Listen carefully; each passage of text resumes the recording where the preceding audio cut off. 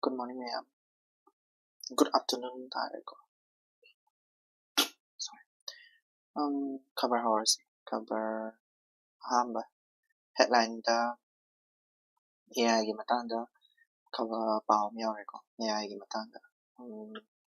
Center mandates level for photorealistic AI content haibako. Misda haining se kaino harakanda akoigi center na akoigi AI generated content jingse generated contents ko content jingse si jingse ki magi leveling haitare ko leveling ko leveling se mandatory ohenire adi AI degi generate tarakani habse sise ko leveling se mandatory ohenire leveling habdi kaino harakanda AI ni haina thabado kagama akona photo ama generate tawre or any video ama generate tawre madura ida makha da AI ni haina thabado adudun ko AI generated ko aduduga mana haiding se kaino harakanda koigi take down to no gi magi time limit chu mana se pi take down to no time limit sina kari time limit na earliest na koigi 24 to 36 hours ko haibidi hana sorry sise lale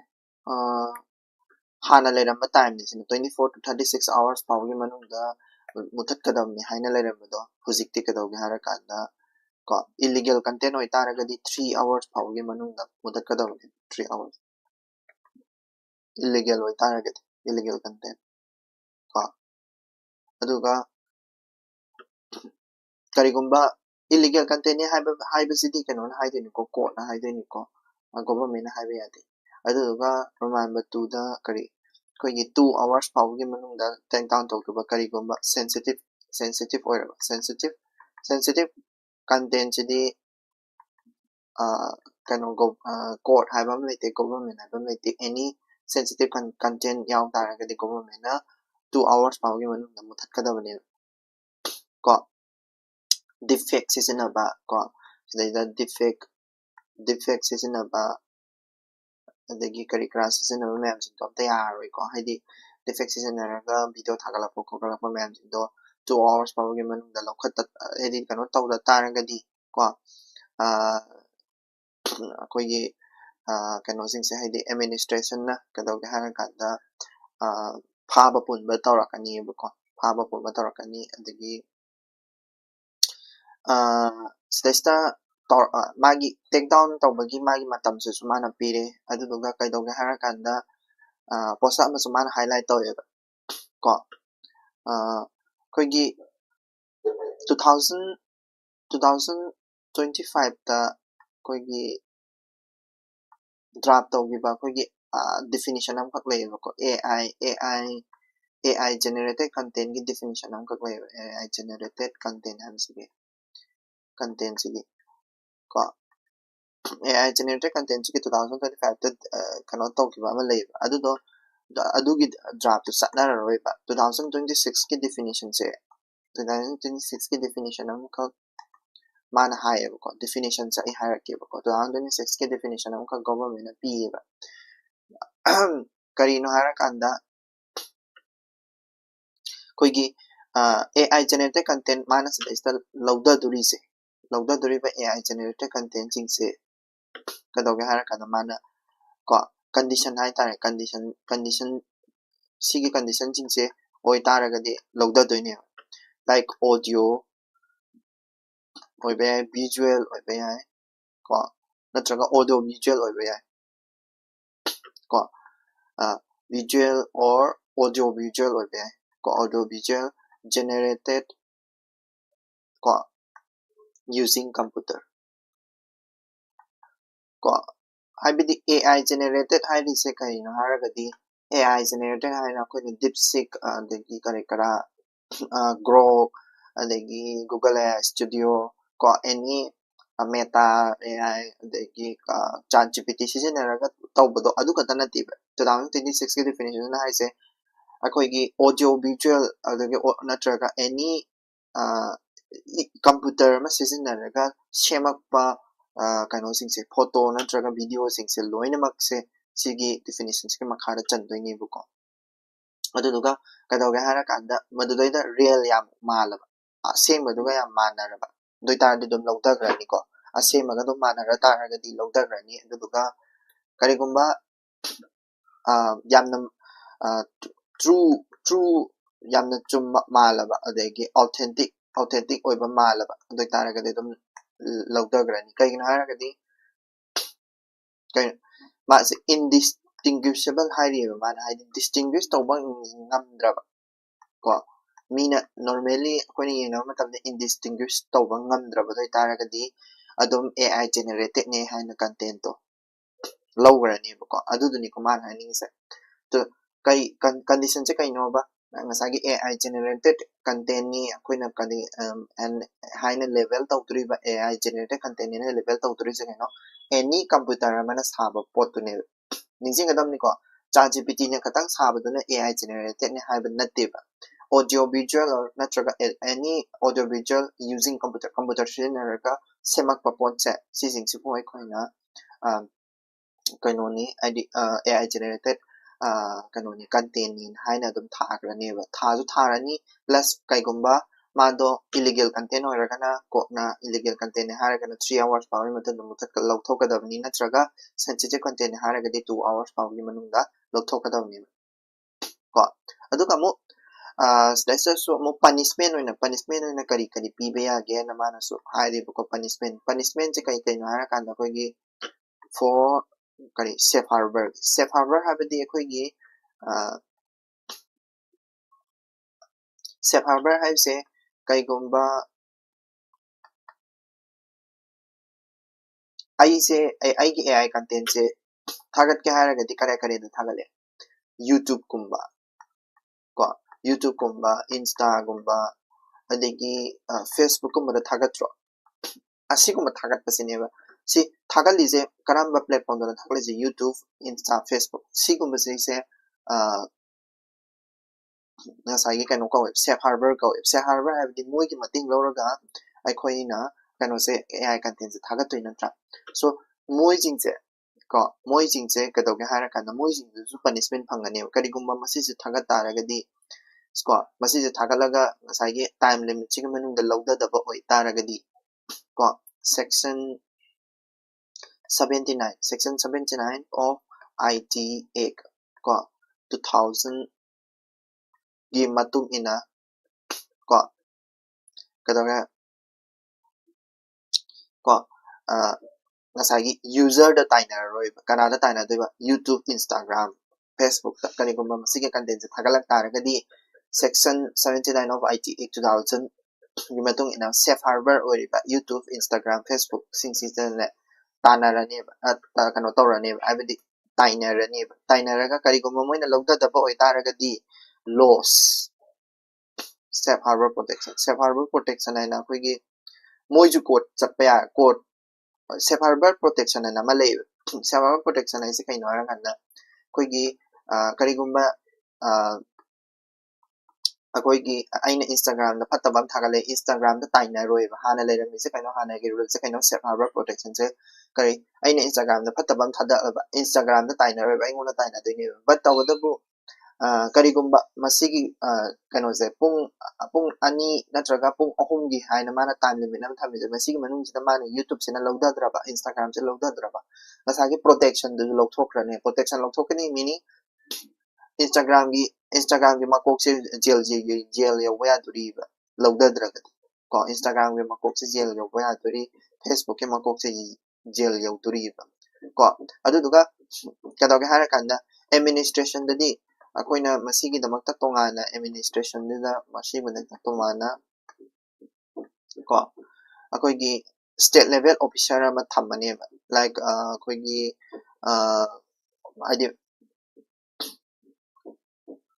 hadi karigumba report ama laktara gadi state level officer ama maduto hadi or adi officer masiga officer sina loi sena doini ko masiga take down tawbra tawtabra ka hai sing se ko loina ma ko aduga koigi AI generated habisida koigi AI generated habisida masai gi clarification amaka mana tawrami clarification se definition se kai na kanda koigi filter sina bise filter koigi photo namdaga filter sina balaidana adudi AI generated kasu singde filter sina raga photo number khotpa adugumadu AI generated kasu singde ko adudama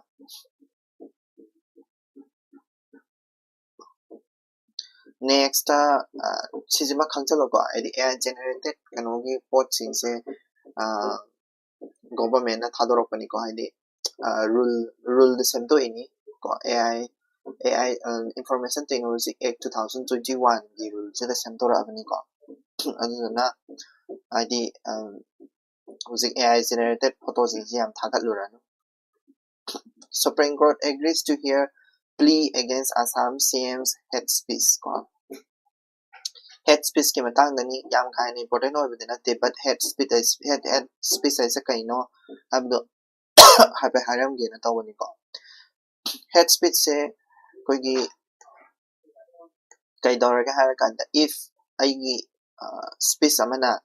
koigi kai haini hatred enmity hai tare ko adugumbudo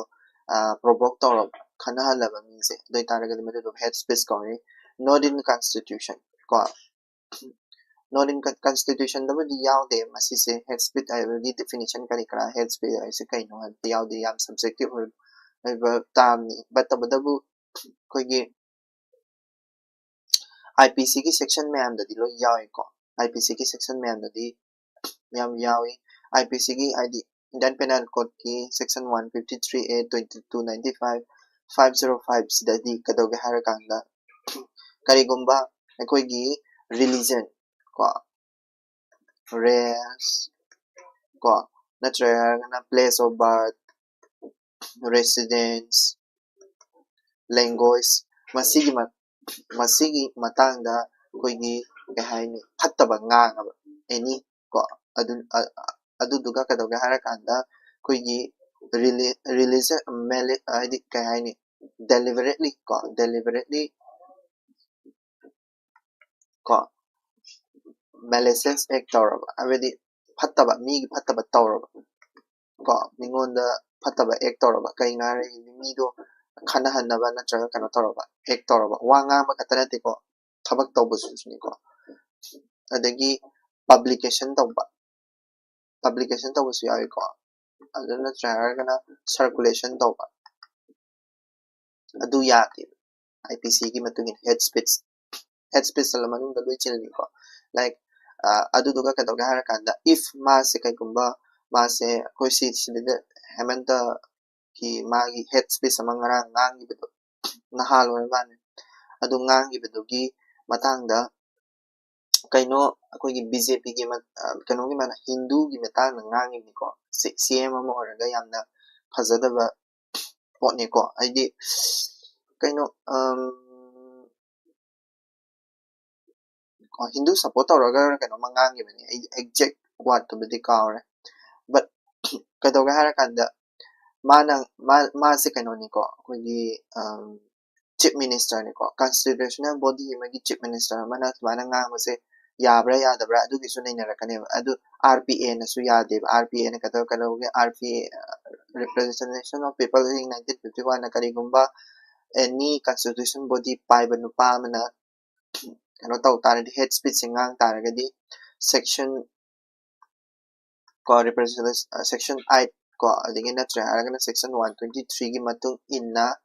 RPA gi ko asima se kana disqualify tawbe ya disqualify tawbe ya ko aduni tasembagidi akoigi head speech se ngangdana bagida makta koi ot lawri ni tasembagidi koi se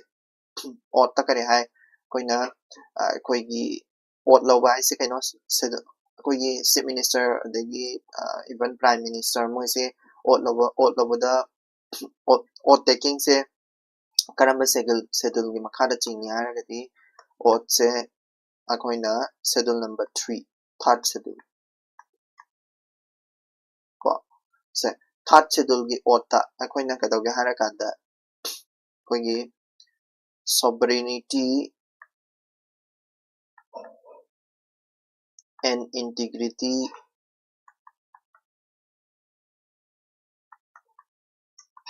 of India haina akoi ai sovereignty and integrity of India se ai maintain tawgani haina third schedule da hai ne adu do hai haina mana idi mi khana na ba dagi toy ta na ba hairak taragadi ha ot se kana kana lawdoino minister every minister lawgani ko MP lawgani ko MLA lawgani I prime minister lo yaurabani ko minister prime minister sise ase magini high ne sovereignty and integrity of India gi lawgani haina ko adu sise karigumba ot se karigumba masisi ngamda taragati article number 84 and 173 84 sina MP singi 173 sina MLA singi moigi disqualify tawni haibagi aidi kano sing su yawini ko adu sisi karai da hapsan gi haragati akhoi 16 Constitutional Amendment Act 1963 da hapsali ne ko National Integration Council na recommendation matung ina haide third schedule da hai ne ba koi se kadau ka hara kanda koi se MP MLA adagi even minister sing se kadau ka ot lawo matam da akhoi sung choi da ma ki sovereignty and integrity of India singa kani haina haidi ne third schedule ko haide si hapsala ini kanana National Integration Council na aduna akhoi na kadi dau ka hara kanda head speech ngang mase ko maru oina kano jingse koigi constitutional post paiba kangu jingse singang ba yade ko adi head speech dagi next article kano ge article am yengse koigi editorials da hire se koigi new start treaty and ama loy gibedo new start treaty and start treaty loy gre ko masi se si loy gramina nuclear bombs haba ya ani kana exam point ge wena di akoina start se sigi full form jing khangjalo ko strategic arm reduction treaty havni ko kana menu de sign tawna ki ba USA ga koigi Russia ga aduka khango ko exam point ge wena di but some editorial se na ni is ka no have do ma te haram ge ko new start se 2011 da toraga handak 2011 da tawbraga ko 2000 handak 2026 sa loigre masi jana masi sigi agreement sigi main obidi kai nara kanna 1550 ko nuclear warhead se lainari se masi dai henagum disin nuclear warhead both USA Russia animakta lay ko adu dai henagum sin adu duga koigi intercontinental ballistic missile lay ko natra haragana submarine da ko submarine launch ballistic missile lay ko adigi heavy bomber hadi koigi bomb acho ba ko sije 700 tagi hena thamnagum se na haini ko USA ga Russia ga se yanari ne si yana ba se loy gramina sidai hen torok pa ya nuclear bomb warhead me amu thamjalak pa ya ko 700 tagi hena sarak pa ya intercontinental ballistic missile se ko aduduna mana sidai sa hiding is kai no hara kanda kari maram ki extend tawdri na sin 2026 sa loigre expiratory se kari maram ki extend tawdri no haragadi one of the why I did mazi expire adum to hundred se kaino extend to badam ne ta same gi di hadi wall pe side se pura ke hara ga expire to gi reason hai tare ko expire to hon gi reason se kaino hara ga di Russia ga Ukraine ga khana se su one of the main factor ni ko 2023 gi khana re ni adagi China gi factor se su like China ji su ya de China ji dum develop taw le USA ga Russia ga hana ka tang le ramani but China ji uji develop phasana taw re adu duna haidi USA Russia China moi ahum se yaw ba ya ba oina pami e treaty o in sign taw ga hara ga di ko adagi ka daw ga hara kanda hanadi negotiation da taw ramani hujikti ka daw ka hara kanda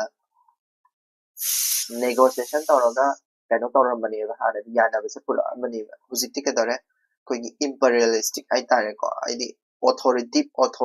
authority uloi oiningi ba aina negotiation tawning magi wakal leitre aidi aina haiba yagadabni aina haiba yaroidabni a haibagi mong da dum lainagre ba aduduna ke haini sigi expire oidibani sini ko ma ai article tana haini ni aduduni ko yarani ne ko atopa kai haini koigi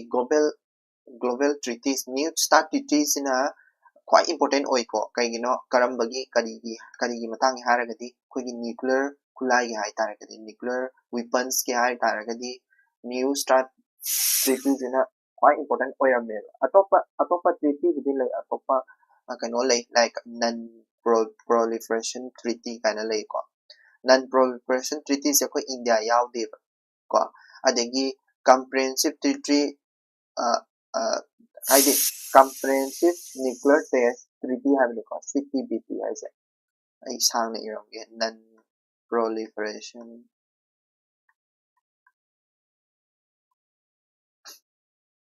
treaty ko adagi sisina comprehensive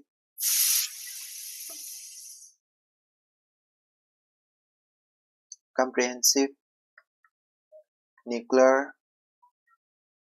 test ban treaty nuclear test to ya de na thing bado adagi nuclear trial ana sulai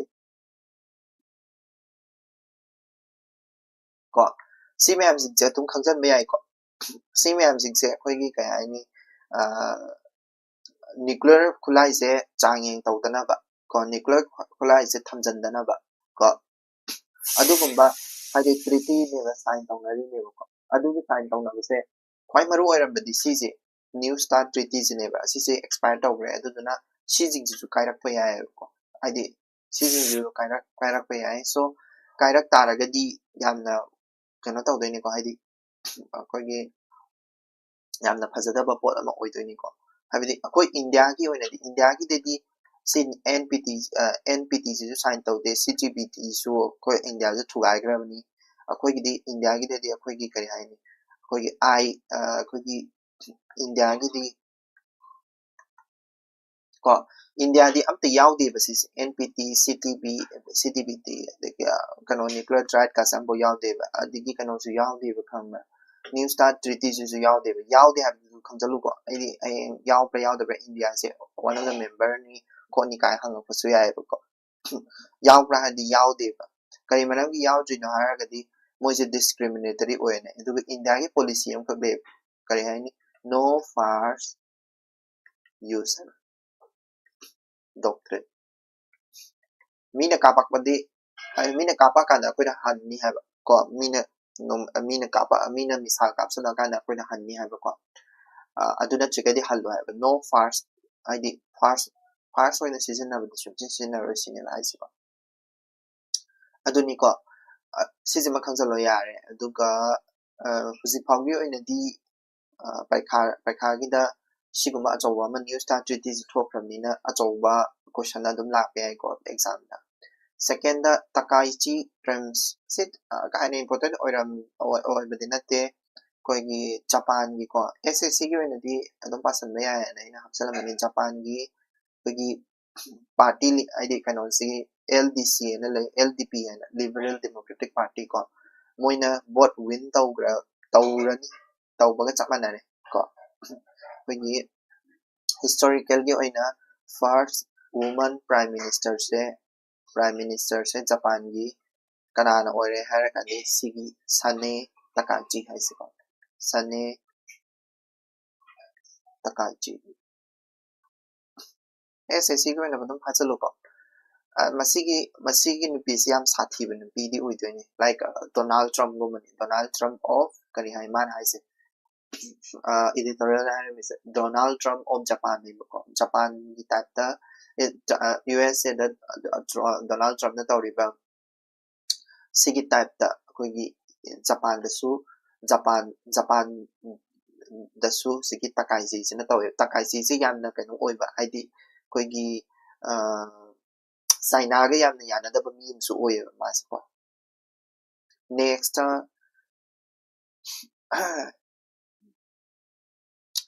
article among see approaching AI shares its global consequence yamna important exam yo na di yamna important oiba pot kanu ma di natte haidi article am di natte pawe ai adum ko di koi sidai sa hai se kaino ara kanda AI ko haidi AI gi matangda koina kano se husiki koigi global khana chaina ba taunari ba di kani kara taunari ba adaki yana rakri ba wal se amaga yenkina ba hengalai ba USA China hengalai ba USA China gi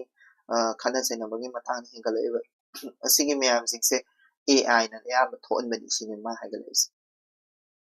kai maram gi no di mana dwai hai to kai maram gi no hai di khang de but kari koigi world economic forum aina amale world economic forum da husik kano kanna haidi meeting kana tawri adulaida Canada gi prime minister na haise hujik khana China ba USA ga China ga khana riba adagi haidi akoigi world sida disruption yam tawriba mayam jingse kanana thon mano hai AI na thon mani si AI na thon mani si AI is the biggest disruptor na ko man hai ko akoigi kano se haidi AI gi matang sida mana khara haidi tam khara palamni tam khara haidi sigi matang sida adu katang koi ni kano tawse haidi khanse adu duga kano tawba haidi idioms khara ga hairake adu duga yam ka ni important oi bidi nate haidi mana ngangning ise yam philosophical oi ba pot oi ko philosophical oi ba pot oi adu duga tam khara katang hairake ko tam se kadaw ga harakanda asymmetrical warfare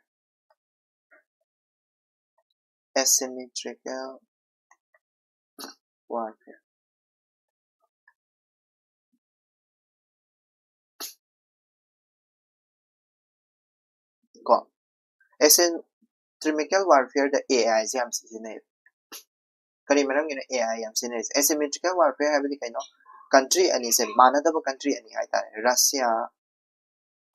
Ukraine war se kone asymmetrical warfare ko today ta AI jam sine AI technology jam sine ko AI technology jam sine adagi atopa tama mada maani se AI hallucination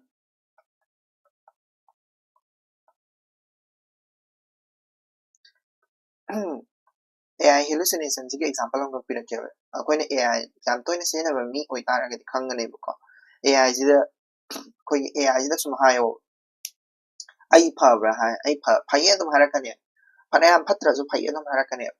se AI hallucination ne sum akoina tawis ai isai tan da puja ai sam phuda chabaje phabra hai phai hai dum harakane isada sokpa oi tara ga phai harakane haidi kai haina kana risks haidi aikoi mioi base kai ni self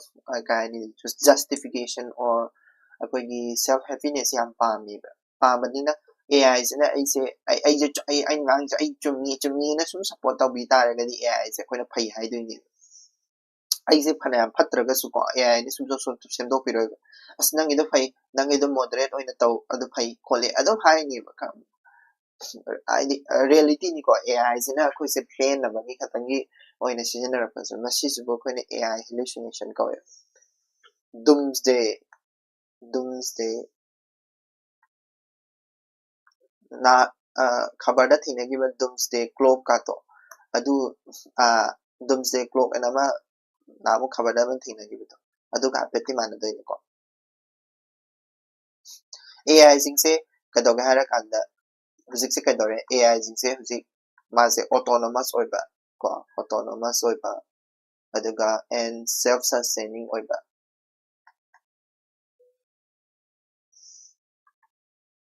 self sustaining ओइबा अदुगी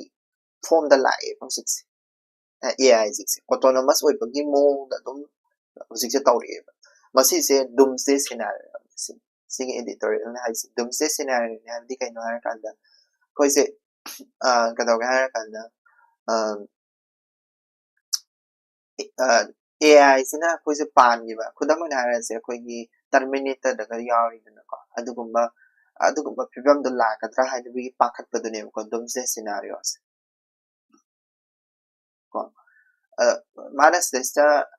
कइनो खरा high आइदे editorial सिदा award खरा high like Saida म यावनी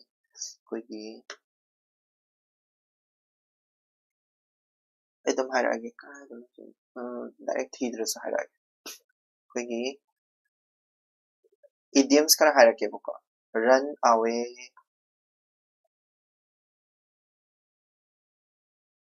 with the bit in its mouth run away with the bit in its mouth हाइबदी कइ हाइने काना हाइदे AI से out of control ओइगनी का हाइबदुनी को to get out of control हाइबदुनी to get out of control नि वामदा चटकिनी हाइबदुनी को just याम फजबा आइना थेंगनबदा याम फजबा कनो ओइबिनी को हाइबदी idioms ओइबिनी याम आइदी run away with the bit in its mouth हाइबदी AI से AI can run away with the bit in its mouth हाइरक तारगदी AI से out of control द चटकिबा याय सिनेमा को हाइसे just idioms खरागा ताम खरा जिकना सिजलो चलसी आर्टिकल से हम फजबदी ओइदिंग सिगिसी को लेकिन मथंग जिजु फजदे कशु आइदि पानिंद्रगदी पारु सिगिसे अदु आइदि याम फजबा आर्टिकल ओइदिबे एग्जाम फोकस ओइदिबे को अदुदा सदैसना कोइगी मानस देज सिनरिबा हाल हाइरिसे हाल HAL हाइसे काइनो हाइबदो हाइजरंगेबा हाइसे कोइगी काइनो साबा कंपनी निको कोइगी हिंदुस्तान कोइगी काइनो गुम्बा फाइटर जेट कुमा साबा कंपनी निको हिंदुस्तान एरोनॉटिक लिमिटेड आइनिको कोइगी इंडिया की ओइनदी सीजे खक्तनी को लेरिसे को कोइगी हालजना साबसे कोइनी AMCA हाबदी काइनो हारा कांदा कोइगी एडवांस को हुजिक से मीडियम कॉम्बैट एयरक्राफ्ट सारीबा कन्ना को 5th generation aircraft निको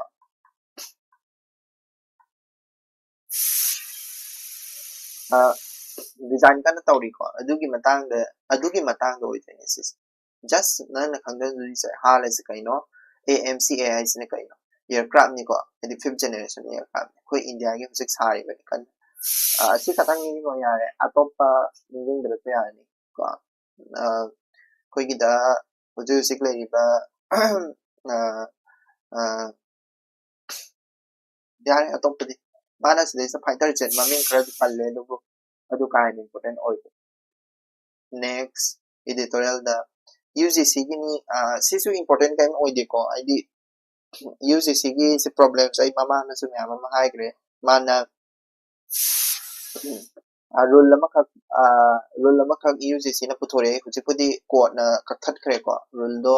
कइनो आरा कांदा कोइगी promotion of equity in higher education institutional regulation habniko adugi matangda koigi caste discrimination tawi tawde caste discrimination gi matangda di madugi rule do promotion of adum samna adum irage HEIR 2026 haina laiko promotion of equity in higher education institutional regulation habni masigi rules se UCC na kano tawrokte hare kanda akoigi regulation se lokthokre kari marang lokthokre na mangonda haidi aran ba haidi discrimination tawba matamda koigi general category gi satra yaudaba haidare ko discrimination tawda adugumba gi rule do loi sunaba group of individuals sunaba loi yaudaba aduga kai haini hana yauramba koigi kari file tawba matamda complaint file tawba matamda wrongly complaint file tawrak taragadi akoigi punishment pigadabne abagi rule ama yaurame ba hana sida ko adu do lokthokeba ko adu lokthokpado kari marang gira protest me ama lakba ko adu tawbadagi hujiki rules budi lokthokre adugi wari ni ko just guy na important oiba natte hujik next story se ko sisu important oide kayam important oide adum ngasi khabar gi pada ya de na adum pabage wari ni ko koigi khangadu se kaina ara kana sidegi data ka khangho ko data se kaina ara kana koigi india gi koigi aviation sector se kana na yam na chakya hai tar kana moi ani lai ko like indigo se na 63 to 65% market pae ko aduduga Air India group sisina 27 to 28% pae ko asi adi aduga akoi India se aviation sector sida akoi India se kedoba India se third largest neighbor ko third largest neighbor domestic tani ko domestic aviation market ta domestic ta aduga khango yar adage su keno important oide aviation sector gi ni ko hadi koigi keno gi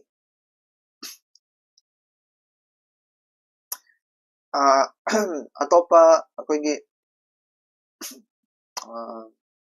ano with me above thule ado moi ani sina 90% tawe han atopa the AI hin year sang year fly express kind atopa ma'am am su lady ko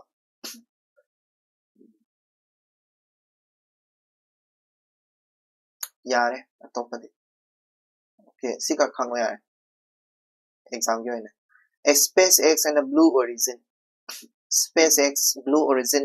aise karino haibedi moise tasembegidi SpaceX aisena Elon Musk kini bo sisina SpaceX aisena Elon Musk kini sina Elon Musk ki ko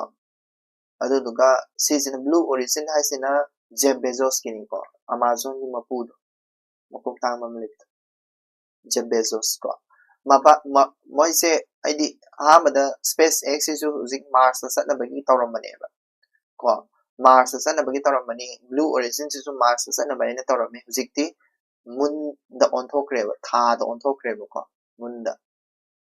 ko Mars sa ne na tawramado mun da onthokre kari marang ina Mars sa ne tawramadi mun da onthokre se kari marang ina ngani science to yeng se science to yeng se science kini ko side mun da sat kya hai tara ka de koi na kai hai ni koi gi tha ma da ko hadi thama da koi gi ahumlak 3 times in a month chat pe ai magi times 3 times in a month chat pa ya ba hadi kai na kan da mun da chak hai tar ga di art gi mun yo ma tam da mun ji smai na koi de ni da ecliptical oina koi du ni da du koi ma tam da quite nak na ba distance du da chat toi ni ba du nak na ba distance ahumlak hadi ahumlak phang ba do du gi wari ni ko Mars sa kya hai taragadi ko one time in 26 months 26 months na amuk khaktane adi 26 months khudingi lakani adudu madugi magi time frame do haibdi kano marks satna bagi marks ka aikogi art siga nakna ba kwai nakna ba distance kai di magi kano sigi distance karam kandano haragadi 26 months khudingi lae ko adudu na ne adudu bu adugi time adi adugi orbit transfer do bu koina kari ko ga har kanda Hohmann transfer orbit ko sige matam sida khaktane Mars sa payarise yani ko adege amuksu mo kadoge hara kanda travel tawbase travel time hai tare travel time se kya sang hara kanda 3 days 3 days approx ko 3 days approx sang ko 3 days travel time hai tare travel time je 3 days sang adi atege ma mun sa panda ko adubu Mars sa pagi oinadi koigi several months like 6 to 9 months sang ko ado communication ta wadu communicate adi approximately 1.3 seconds sang communication ta was adi munda level music koi sida level music second 1.3 second mu sang ado bo cd 3 to 22 minutes mu sang minutes to gamitik yam ko minutes to gamitik yam ado na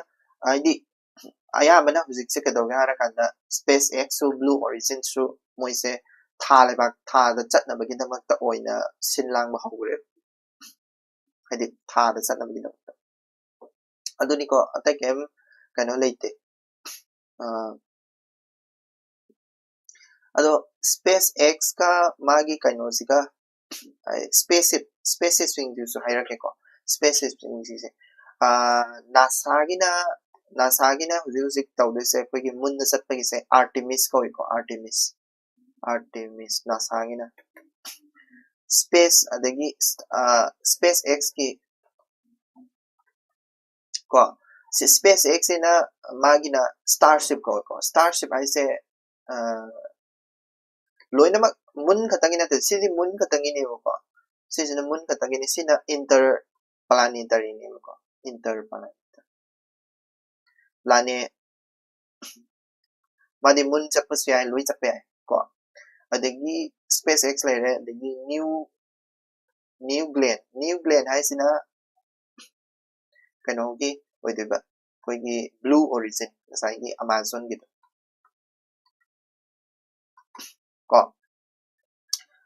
new glenn le adagi new shepherd kana le ko new shepherd new bu pantara gadi koigi Blue Origin gi nga to ko adagi yare adu ko next article mo yeng si khangjalu ko si NASA gi na Blue Origin and new glenn new shepherd hai sina Blue Origin in SpaceX gi na Starship going NASA gi na Artemis ko next akoi internet thing reo krulda sigi paw yaure hꯧꯖꯤꯛ ꯀꯟꯅ ꯈꯠꯅꯔꯤ ꯃꯌꯥꯝꯁꯨ ꯈꯪꯉꯝꯃꯅꯤ but ꯇꯧꯕꯇꯕꯨ ꯑꯩꯅ ꯍꯧꯖꯤꯛ ꯉꯁꯤ ꯅꯩꯅꯗꯣꯏꯁꯦ ꯈꯠꯅꯕꯗꯨꯒꯤ ꯃꯇꯥꯡꯗ ꯅꯩꯅꯗꯧ ꯅꯠꯇꯦ ꯑꯩꯈꯣꯏꯒꯤ internet shutdown ꯇꯧꯕꯁꯤꯒꯤ ꯃꯇꯥꯡꯗ ꯅꯩꯅꯗꯣꯏꯅꯤ constitutionally like ꯑꯩꯈꯣꯏꯒꯤ internet shutdown ꯍꯥꯏꯕꯁꯦ constitutionꯅ ꯌꯥꯕ꯭ꯔꯥ ꯌꯥꯗꯕ꯭ꯔꯥ ꯍꯥꯏꯕꯒꯤ ꯃꯇꯥꯡꯗꯀꯣ internet shutdown ꯁꯦ ꯇꯁꯦꯡꯕꯒꯤꯗꯤ ꯄꯩꯁꯥ ꯅꯨꯡꯁꯥꯗ ꯌꯥꯝꯅ ꯃꯥꯡꯕ ꯄꯣꯠꯇꯤ ꯑꯣꯏꯕꯅꯤꯀꯣ ꯑꯗꯨꯒ internet shutdown say karamba ek makhada lege haragadi telecommunication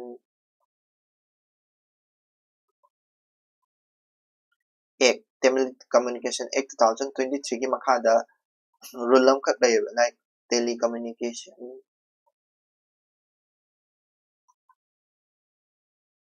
temporary suspension of service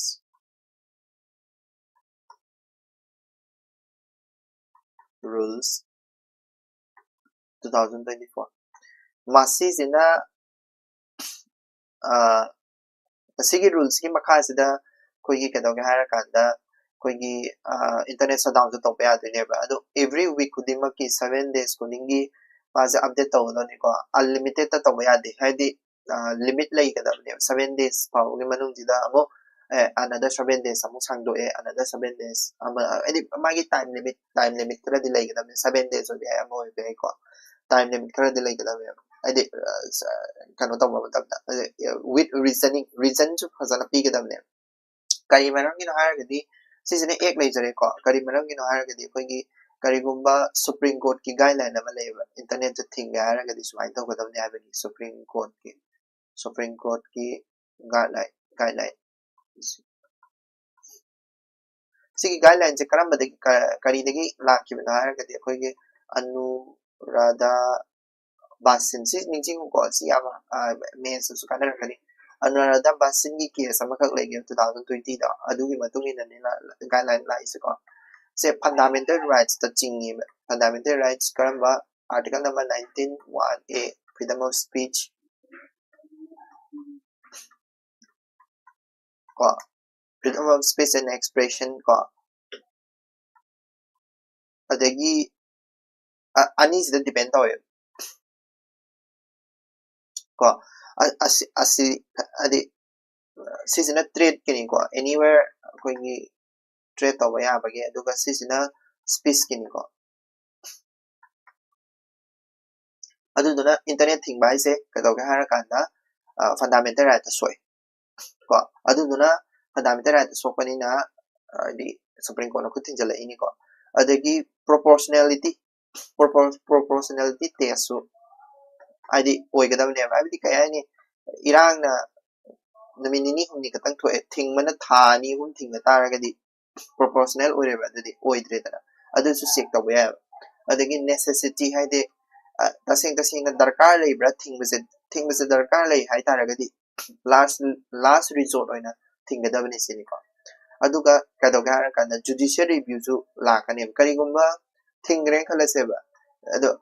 mazi judicial rather the id supreme court na kuting jalakadun kari merang ki thingino wana hangba ya supreme court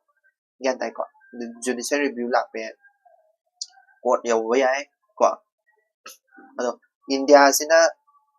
highest way ni ko sikse internet thing bagi mako highest adaida manipur na pass hoy deni ko ado mitang jammu and kashmir lai ado mitang bihar kai kra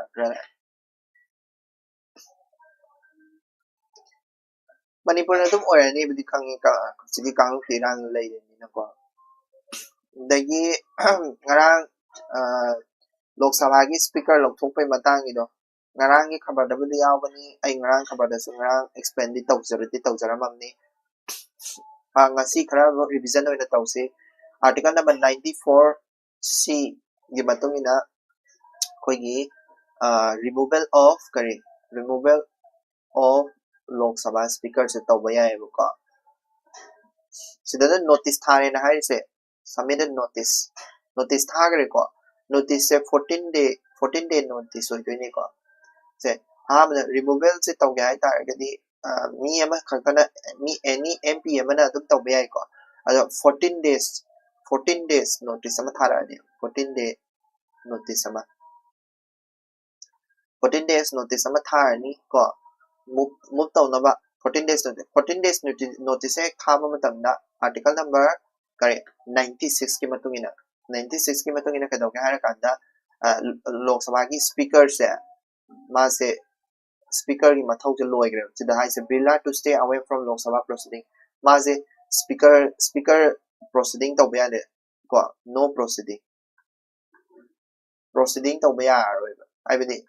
mifamno mana proceed tawramani hana tawba ya roi adui mota deputy speaker na singrene ko adubo deputy speaker na singraga sumangonda kadwe right to speak ti lay amanga wangang ba ya ko mana proceeding to tawda haraga su right to speak ti lay ko aduga kadoga kada voting power su lay voting power se matang ida ai kano ma singo voting powers the kadog hara kan ma se first instance the voting to be aham normal MP mo in a first instance ka vote to be but ko aduga tai hai tai la ba kai gumba majority phangdraba adu taragani tai matam da ma se no vote ko no voting right tai matam da ma se vote to be ya de yan dai ko 14 days notice la kramnina 96 article number 96 se invoke to gre ko ai article number 96 se start to gre ba ho gre ba adu na speaker sing se speaker se proceeding to we are right to ma se the proceeding to boy mo ta deputy speaker na proceeding to grani adu bu ma the right to speak ma se wanga ma gi right til lay voting power lay ma MP amagum na vote to ba yai ko MP amagana vote to ba yai aduga kadugumba tai lak taragadi mana vote to ba yade tai lak taragadi mana vote to taragadi mana bias or kani have the khangin ko generally aduduna voting to ba yade 14 days notice ki matung sida akoi ki 14 days sura matung sida akoi ki kaina house to vote to nani vote to na sida effective majority ne ko angarang so high grade effective majority ko not absolute majority not simple majority ko effective majority ne effective majority habadi kaino hara kanda koi gi majority kaya haba majority of all the then members of the house ko of the then member majority of all the then members of the house habadi kaino house to the laiba total kano do total disqualify to bodo yaw da bida total members in haba disqualify to bodo yaw da bida ni ko disqualify to gi bodo khaido okan disqualify to gi ba house ki tan ko ki ba mi jing do khaido okan ko present and voting do not take ko sise present and voting do not take disqualify to gi bodo katani ko aduga sigin